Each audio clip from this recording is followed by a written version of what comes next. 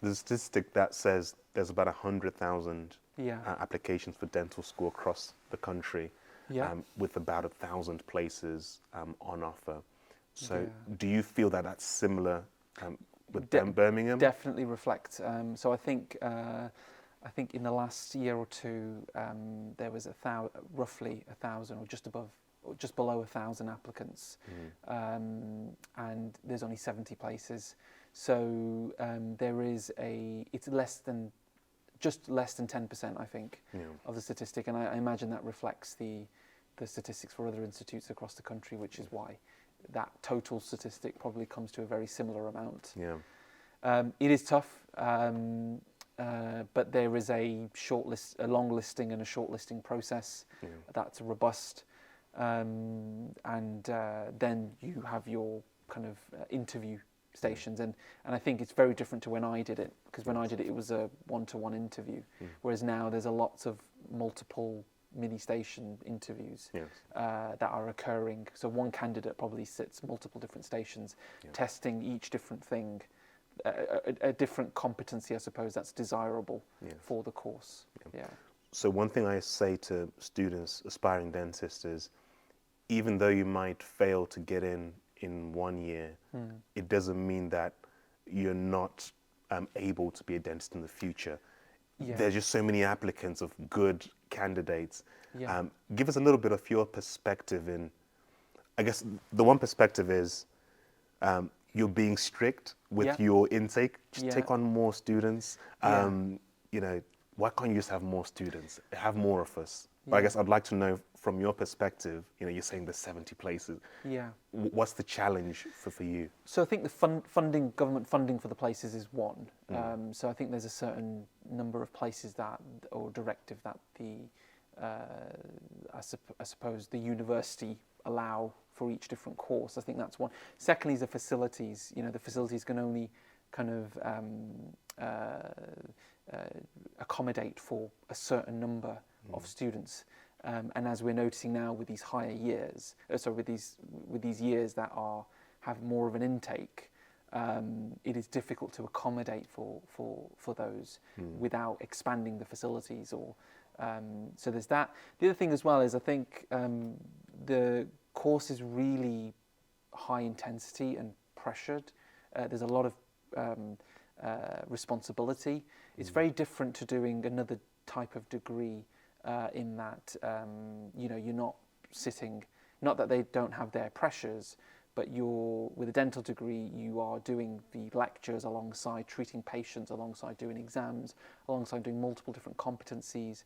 So that does require a level of professionalism, a level of aptitude that's required to not only get through the course successfully, but also thrive. And I suppose those aspects and those requirements are there to make sure that the candidates we have are successful and also safe for patients.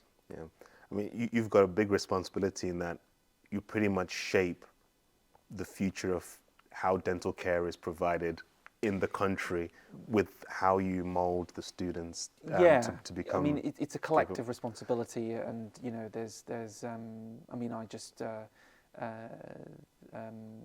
I suppose follow instructions from the educational lead and things like that. So they are doing some really great work with some of the initiatives that they are developing.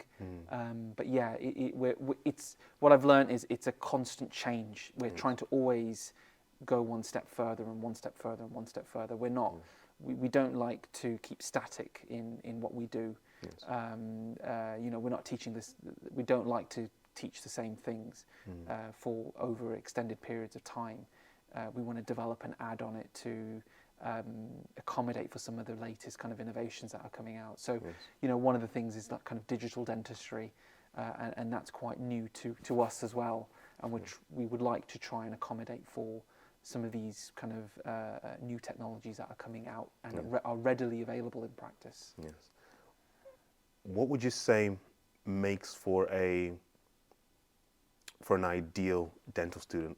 Sounds a bit weird framing it that way, but what I'm trying to ask is, what should students be aiming for to make them ideal to get the best from a dental school? Yeah, and that's a really good question. And what I would say is, I think some of the students that have stuck out in my mind over the years have a real enthusiasm, I suppose, a genuine enthusiasm and passion for the specialty, and they have a direction. I think, some of the students that really do stick out in mind, and one of them has gone on to be really successful. He always had a direction of where he was going to, and he knew he was kind of always a bit ahead of his stage.